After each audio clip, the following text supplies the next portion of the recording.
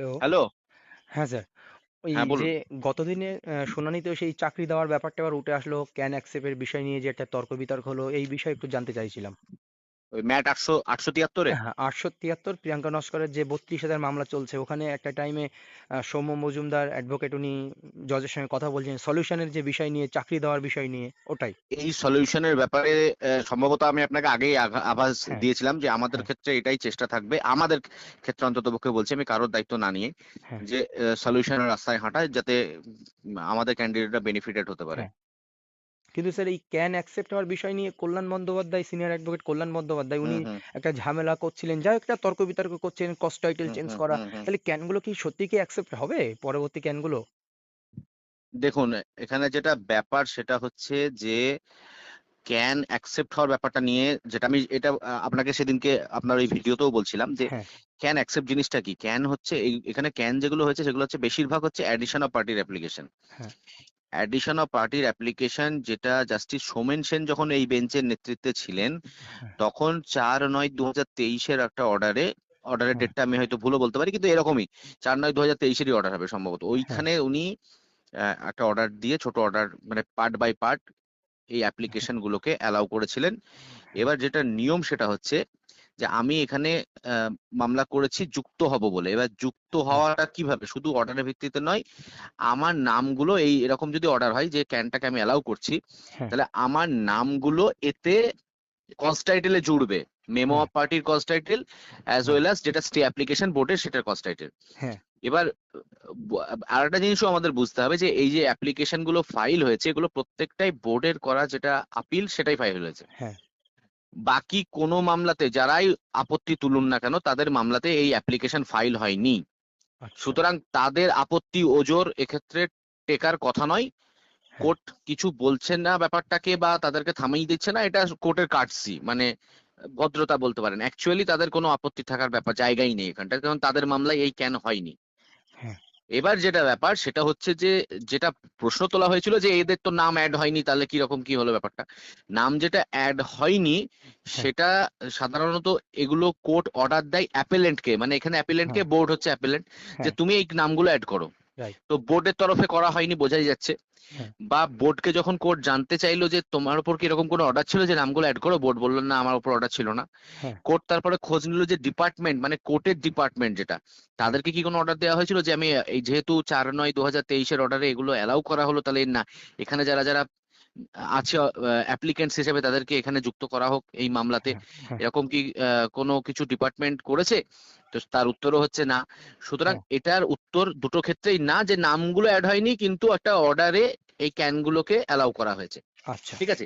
হ্যাঁ, ক্যানগুলো অ্যালাউ এর অর্থ হচ্ছে এরা এদের সাবমিশন করেছে এবং এরা বক্তব্য পেশ শুরু করবে। কিন্তু কোর্ট তখনই বলেছিল, হ্যাঁ, সেই যেটা অ্যালাউ এর অর্ডার, যে কোনো এক্সট্রা ডকুমেন্টস দেওয়া যাবে না, ক্যানের সঙ্গে যে আপনি যা দিয়েছেন দিয়েছেন, হ্যাঁ, কোনো ফার্দার ডকুমেন্টস দেওয়া যাবে না। হ্যাঁ, এবার যেটা ব্যাপার, আমি এর আগে পরের অর্ডার গুলো দেখে যেটা আমাদের মনে হয়েছে, এর কোর্ট কোনো সময়তেই কোনো হ্যাঁ, স্পেসিফিক বার দেয়নি যে আমি এই ফুল স্টপ লাগিয়ে দিলাম, এরপরে আর কিচ্ছু করা চলবে না, কেউ ক্যান করতে পারবে না। হ্যাঁ, এবং এটা করার উচিত নয়।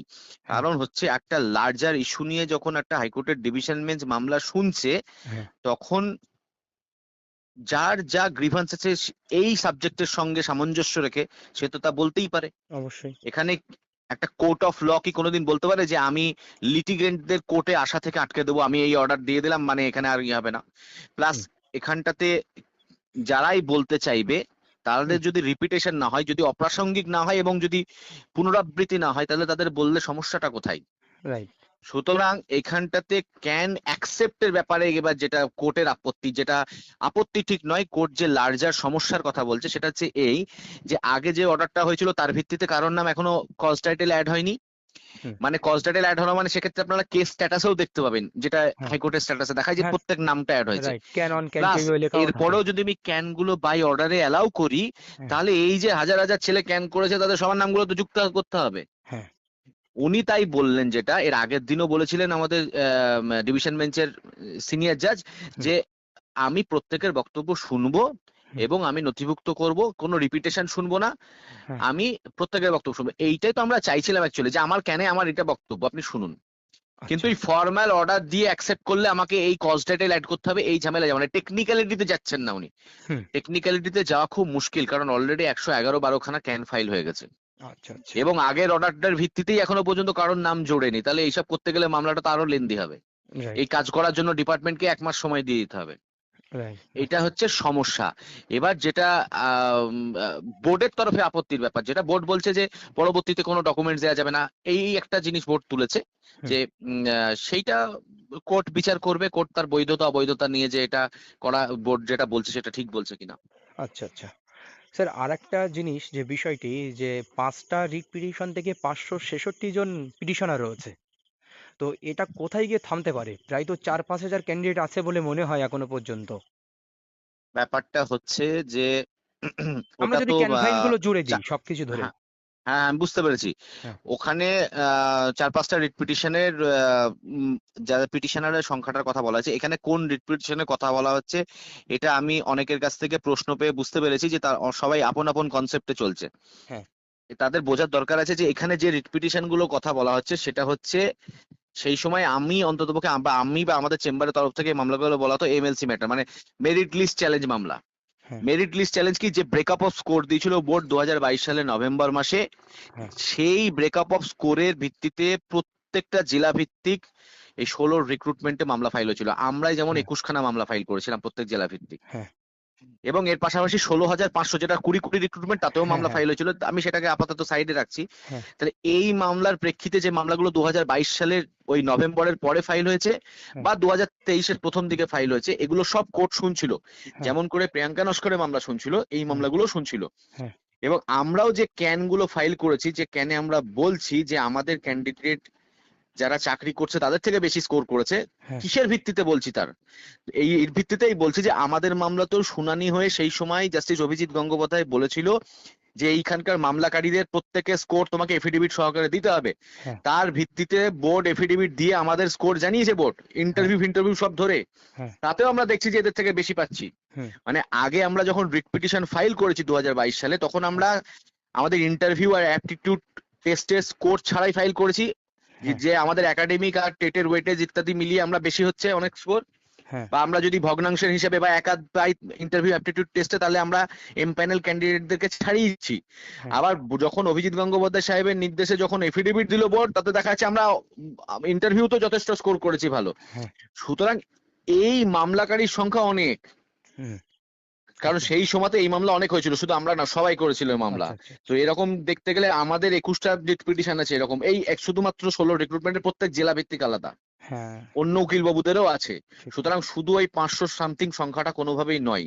এবং আমাদের মামলাগুলো তো সে সময় শুনানিও হয়েছে, এবং তারপর পরবর্তীতে যেহেতু এই আপিলটা এখানে চলছে, তার জন্য কোর্ট এটাকে সাইনেডাই করে রেখেছে যে যখন প্রয়োজন পড়বে তখন মামলাটা আবার শুনানি হবে।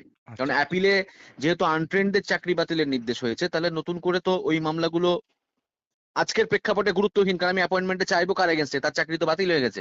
এবার হ্যাঁ, সেটা ডিভিশন বেঞ্চ যদি কনসিডার করে পায় যে না, চাকরিটা আমি বাতিল করছি না, তাহলে আমাদের মামলা আবার গুরুত্ব ফিরে পাচ্ছে তার ওই 22 সালে এবং 23 সালে করা মামলাগুলো। আচ্ছা, মেইনলি এই মামলাগুলো নিয়েই চাকরি চাওয়া হচ্ছে, যে চাকরি আচ্ছা। চাওয়া হলো যেটা, বুঝতে পেরেছেন? মানে ক্যান এবং রিড এর যা সংখ্যা থাকে, অনেক। ক্যান রিড যা থাকে প্রায় সব মিলিয়ে একটা চাকরি হতে পারে বলা যেতে পারে। যদি কোর্ট দেখুন, সম্মতি হয় বা এটা কনসেন্ট হয়। এই আলোচনাটা তো দরকার ছিল।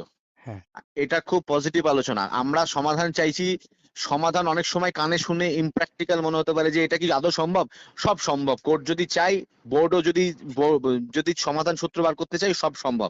এমন জিনিসটা প্রথমবারের জন্য হচ্ছে তা নয়, 2009-এর মামলাতে জাস্টিস হ্যাঁ, মান্থার অর্ডারে গতদিনের দেখিয়ে দিয়েছে, হ্যাঁ, সুপ্রিম কোর্টও তাতে সিলমোহর দিয়েছে নিহার যে রঞ্জনের একটা মামলার কথা উঠেছিল নিহার আপনাদের বিশ্বাসের থেকে। মামলা, ওই নিহার মামলাও বিশ্বাসের আমরা, ওই মামলা। নিহার বিশ্বাসের মামলাটা হচ্ছে 2009 রিক্রুটমেন্ট প্রসেসের, ওই সময় আমরাও একটা মামলা করেছিলাম।